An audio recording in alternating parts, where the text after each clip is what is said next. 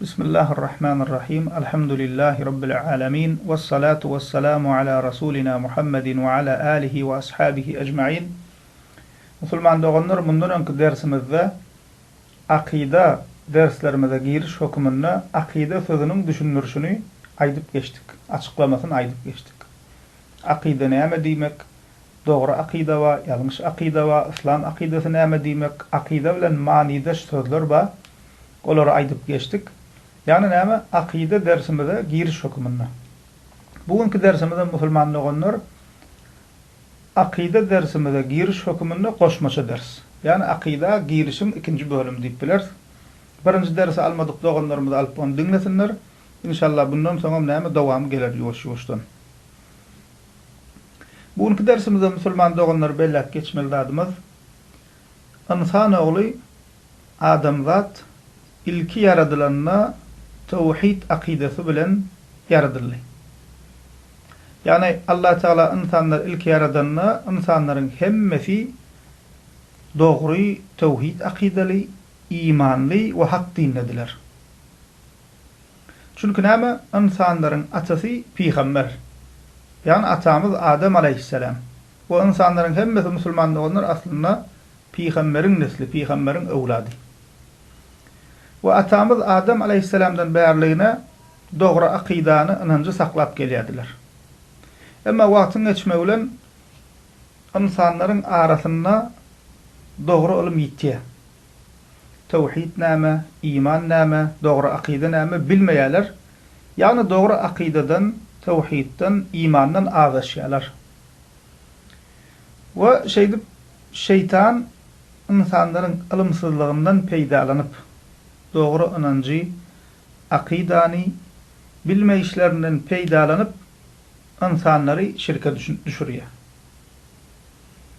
Bu insaniýet taryhynda ynançda, akidada azgynçylyk, ilkinji azgynçylyk musulmanlygyň şirk sebäpli bolýar. Şirke düşýärler we şeýdip insanlar dogry akidadan azýarlar. Allah Teala Kur'an-ı Kerim'de Bakara suresi, Kur'an-ı Kerim'in 2. suresi 213. ayetinde diýär: "Kânen nâsu ummeten wâhideten feba'asallahu nebiyyîne mubeşşirîne ve munzirîn." İnsanlar diye bir ümmetdiler diye. Hemmesi birdi bütewdi diye. Yani bir dinlediler, imanlıdiler. Sonra Allah Teala olary buşlukçy we aga edujy edip peýgamberler uğratdy diye. Başta bir ümmetdiler, bir dine eýerýärdiler, İslam'a eýerýärdiler. Soň dogry ýoldan azandan soň Allah Teala näme täzeden peýgamberler uğratdy diye. Yunus suresi, Kur'an-ı Kerim'in 10. suresi 19. ayetinde Allah Teala diýär: وَمَا كَانَ النَّاسُ إِلَّا أُمَّةً وَاحِدَةً فَاخْتَلَفُوا. İnsanlar diye bir ümmetdi, sonradan bölünürler diye. Peygamberimiz sallallahu aleyhi ve sellem musulman doganlar bu meselen bize haber berýär. Sahih Müslim'de gelen hadisinde, kutsi hadisinde. Kutsi hadis diýip näme diýilýär? Peygamberimiz Muhammed sallallahu aleyhi ve sellemin Allah Teala şeýle diýdi diýip aýdan hadislerine kutsi hadisler diýilýär. Sahih Müslim'de gelen kutsi hadisinde Peygamberimiz sallallahu aleyhi ve sellem Allah Teala şeýle diýdi diýär. Allah Teala diýär: "Ve inni halaqtu ibadi hunafa kullahum ve innahum atathumus-şeyatinu fajtalatuhum an dinihim ve harramat aleyhim ma ahlaltu lahum ve amaratuhum en yushriku bi ma lam unzil bihi sultan."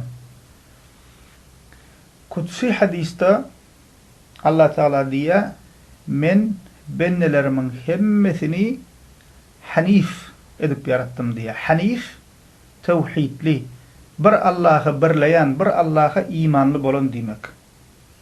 Allah Teala diýär: "Men bennelerimin hemmesini hanif, tevhidli, bir Allah'a birleyen edip yarattım."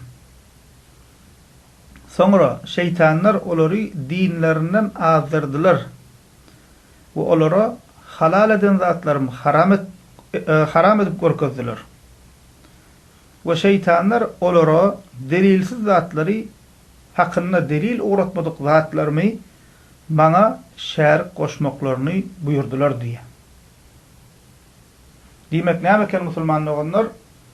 Insanlar Adem aleyhisselamdan, atamız Adem aleyhisselamdan bärligine ençeme asyrlap İslam'a eýerip, dogry imanly bolup, dogry akydaly bolup, tawhidli bolup ýaşaýarlar. Soň belli bir wagtdan soň insanlar şirke düşýär we dogry akydadan azýarlar. Bu birinji mesele. İkinji, insanların ilkinji gedek dogry akydadan adaşyp şirke düşmeklerine näme sebäp boldy?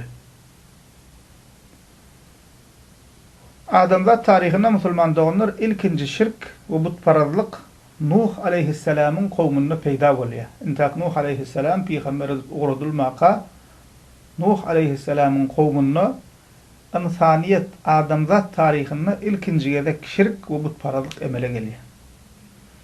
İlkinji şirkin we butparazlygyň dönemegine bolsa musulman doğanlar insanlaryň öz aralaryna ýaşap geçen takwa, pir, weli adamlar barada öte geçip olary çenden aşa tagzim etmekleri we olary özleri bilen Allah arasynda aracı hasap etmekleri sebäp bolupdyr. Bu waka seredip geçsek musulman doğanlar Nuh peýgamberiň aleyhisselam halkynyň içinde, ýani Nuh aleyhisselamdan öň intak peýgamber edilip uğradylmaka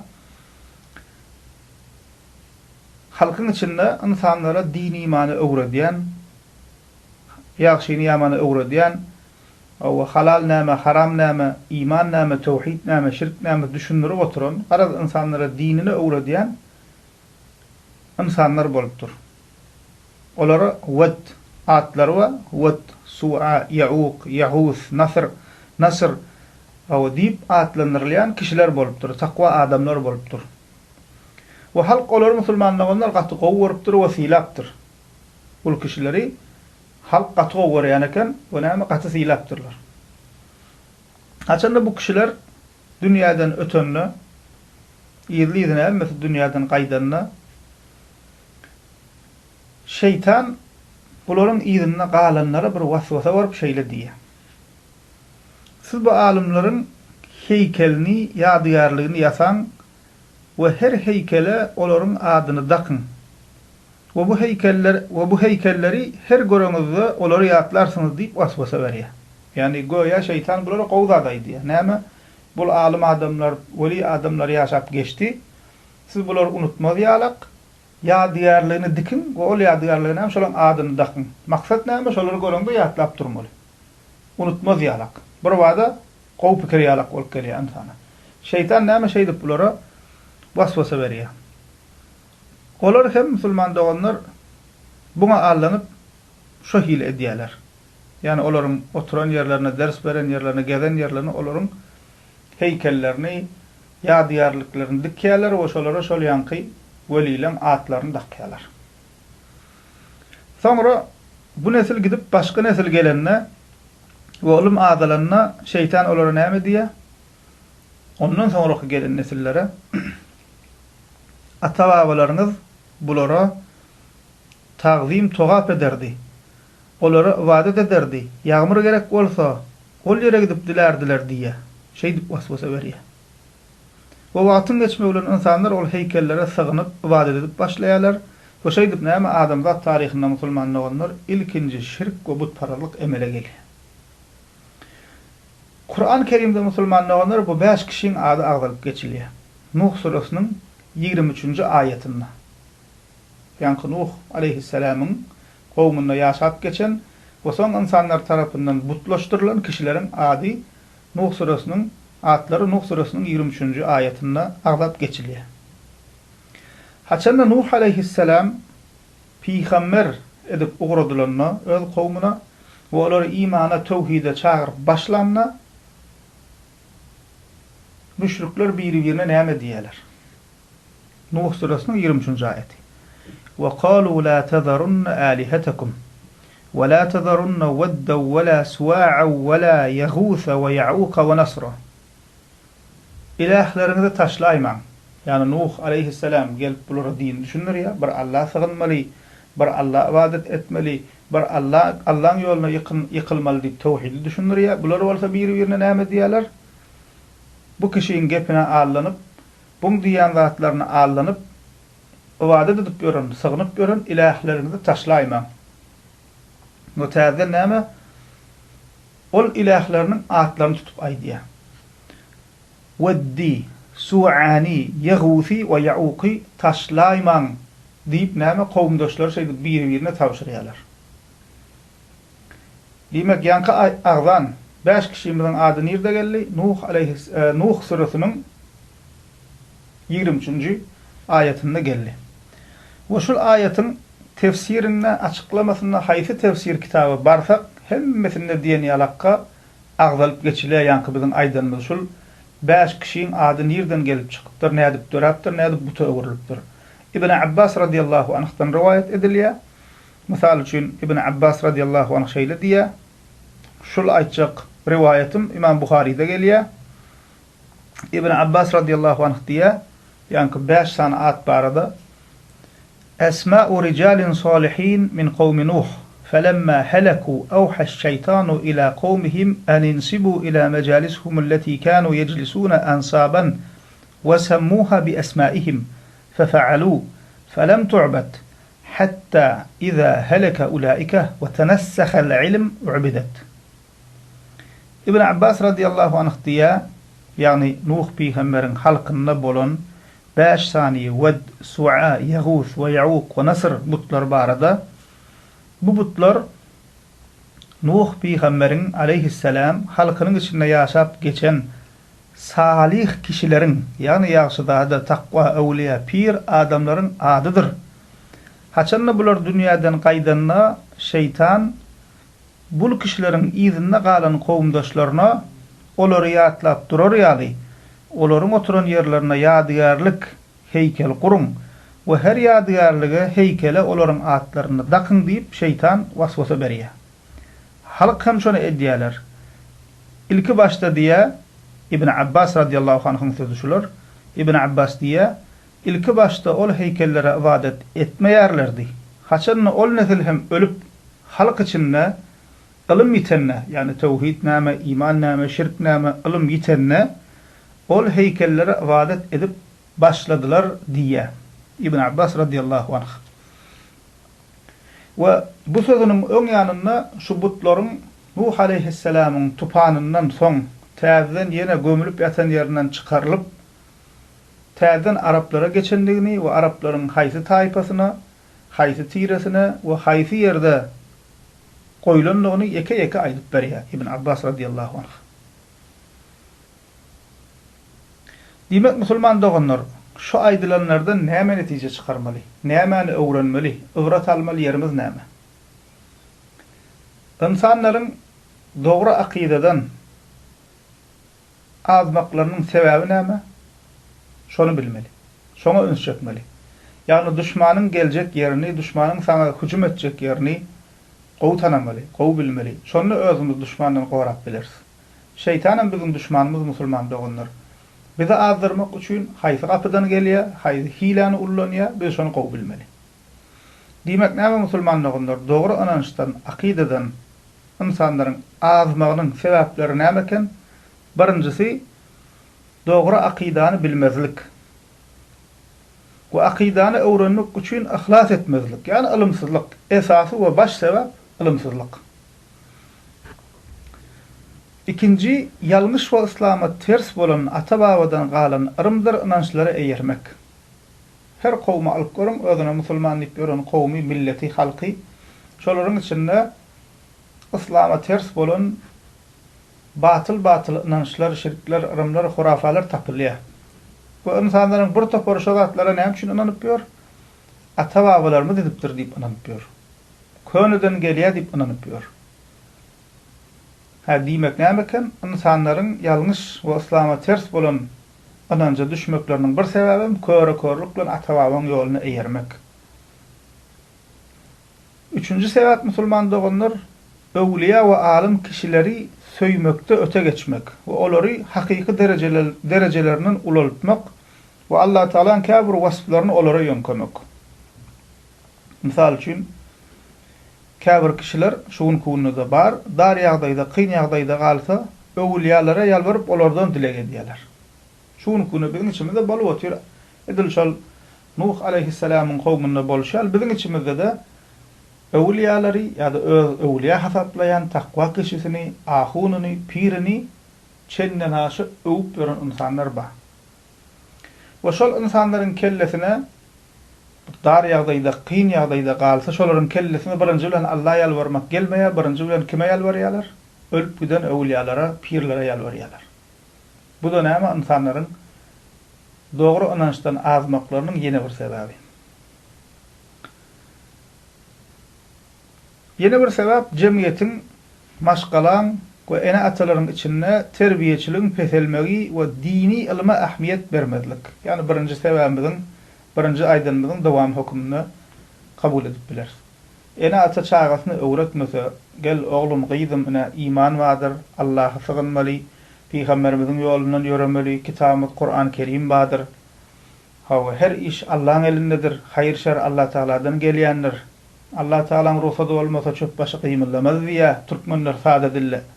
Bir gury ýapragam şahasyndan düşmeýä, bolmanyny şeýdip öz sözüň bilen bilenjäňden öwrenen zatlaryň, dogry öwrenen zatlaryň çağalaryny öwredip durmaly. Öwretmesen, ilm bermesen, ilme ähmiýet bermesen, terbiýeçilik peselse, eşitenne, görenden, ýerde näme inansa şoňa eşitse, şoňa inanyp başlaýar. Gören eşiten zaten inanyp başlaýar, şeýle bir wagtyň geçmeli insanyň içinde näme? Akidada azgınlyk we ýalňyş inançlar ýerleşip başlaýar. Diýmek musulman doganlar biz dogry akidany öwrenmesek, tawhidi öwrenmesek, İslam inançyna göre dogry näme, ýalňyş näme bilmesek, özümiz hem şol ýalňyşlyga düşmegimiz mümkin. Yani musulman doganlar diňe dogryny bilmegimiz ýeterli däl. Dogry inançy bilmegimiz ýeterli däl. Şol dogry inançy gawat gelmeýän, şol dogry inançy ters bolan zatlaryny bilmeli. Ve şuun kunna musulman doganlar şuun kunna gynansak da şol ilmsizligiň, akidasyzlygyň netijesini biz görüp oturýarys, şaýat bolup oturýarys. Käbir kişiler öz gowwaryan ahunyny, pirini öwüp Peýgamberimize deňep ýörler. Goşgy goşupdyr. O pir diýenem öz öňünde otur.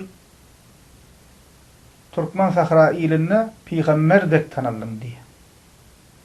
Ýene başga bir goşga goşupdyr, men sen Peýgamber jana meňzetdim diýe. Yani öz pirini Peýgambere deňep otur sallallahu aleyhi ve sellem. Ol pirin gulagy agar garra adam eşden ok gepine düşünmändir diýsek, ýanynda ogly otur, başga ýaş kişiler otur. Durun näme diýäňiz, beýdi ömür ahun pir öwlermi, Peýgambere deňemek bolarmy? Diýmeli ýerine diýmeýärler. Nämeden bolýar musulman doganlar? Dogry akida ähmiýet bermeýänlikler üçin bolýar. Ýene birler musulman doganlar özüne musulman diýip ýör, ahirete gidip gelen barmy diýip gedýär. Musulman diýsen musulman diýär. Allah inanýan biziň hawa diýär, Peýgamber inanýan hawa, Kur'an inanýan hawa, emma berýän soraşyl ahirete gidip gelen barmy? Birler çykýar, bu döwürde İslamy göre ýaşap bolmaýar diýär. Başgasy halaly we haram çekeleşýär. Musulman adam halal haram çekeleşýär. Haramyň haramlygyny kabul edenok, halalyň halallygyny dawasyny edýär. Ýene birler çykýar musulman doganlar şefaatini inkar edýär. Kabr azabyny inkar edýär. Kerameti inkar edýär. Sünneti hadisleri inkar edip ýörenler bar. Bir topar insan musulman doganlar özüňiz imkan eşdensiňiz, gabat gelensiňiz, palça inanýarlar. Şol palça gatnap ýör. Käbir namaz adam kılıp ýören kişiler, özlerini dinler hasaplap ýören kişiler bular. Emma palça gatnaýar. Garaskowa inanıp ýörenler bar. Kabrlaryň daşyndan aýlanyp ötüp geçen öwliýalardan zat dileýärler. Çağasy bolmasa kabry aglaýar, işmi oňuna bolsun diýip kabry aglaýar, ýene bir zat bolsa şol näme gidip ölülerden zat dilep ýörenler bar. Käbir ýerlerde musulmanlar şu şirk bolan inançyny dogry hasaplap ýör. Dogry inança düşman bolup ýör. Dogryny aýtsaň Allah sığynmaly, hemme zat Allahyň elinde, Allah ýalvarmaly diýsen Wahhabi diýär. Emma şol adama çağan bolsa, gerek bolsa plan pire çıpa gerek bolsa plan gabra çokun disen hedile diye yüzü göz açılýar. Nämeden bolýar musulmanlar onlar şularyň hemmesiniň sebäbi näme? Dogry akidany, imani, tawhidi bilmeýänligimiz üçin bolýar. Din şey dip elden gidýär. Din birden elden gitmeýär. Şeytan gelip bolun siz ertiden başlap kafir bolun, müşrik bolun diýen ok.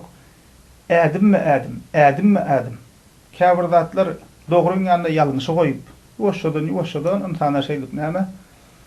Dogry inançdan, imandan uzaklaşıp gidýärler. Yani gözüň ötürü musulmanlar onlar Peygamber sallallahu aleyhi ve sellem Peygamber uradylarına Kabe Allah Taala ibadet etmek üçin gurulan birinci öy Mekke mübarek şäher. Kabe Allah Taala'nın öýü içinde 360 tane but bady.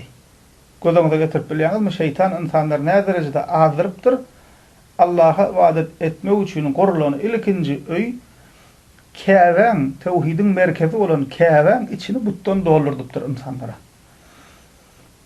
Yani şu döwürde musulmanlar onlar şu an owaňda bolsa owaňda, şäherinde bolsa şäherinde gözüňize getirip öz mescidiňiziň howlusuna 360 tane but gözüňize getirip bilýäňizmi?